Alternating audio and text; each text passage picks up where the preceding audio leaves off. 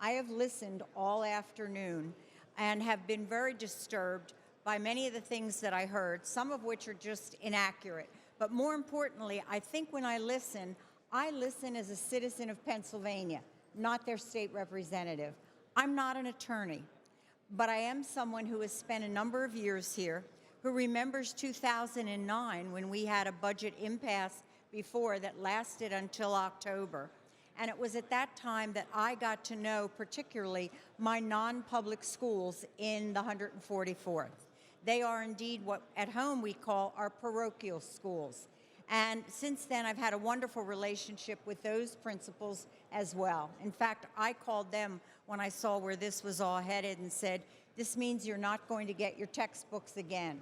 I remember 2009 vividly, and many of you were not here. It was terrible. And what they did and what the strategy will be this time will be that they ask every child to bring in a ream of paper.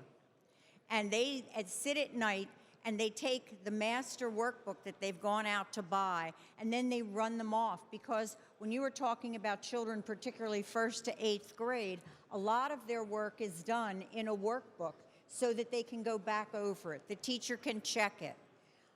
I am asking for support, if not for all the other line items that were human service items that disturbed me, but certainly for this one. I don't want this to be repeated again. School starts in most places on Monday, the 31st. It looks like we've already told them we're not supplying the funding for some of the non-public transportation in the buses. The children in my legislative district are fortunate enough to be encompassed in the Central Bucks School District. And that district will see to it that those children get to school and is standing the cost and using money that they have in reserve. But I know there are many of you who don't have that opportunity, and you represent districts that can't do that for their own public school children, let alone for their non-public school children. I feel very strongly about this, strongly enough to say to you, ladies and gentlemen, for heaven's sakes, I'm a Presbyterian, and I'm standing here, and an Irish one at that, and I'm standing here and fighting for non-public parochial schools. I think I would make my Nana proud if she was alive today.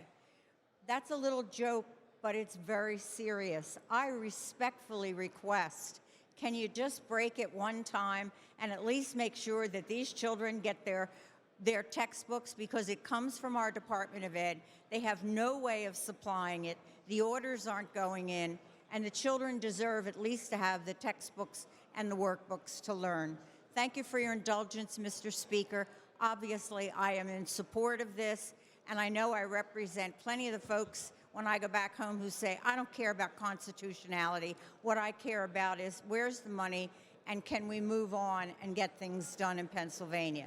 Thank you.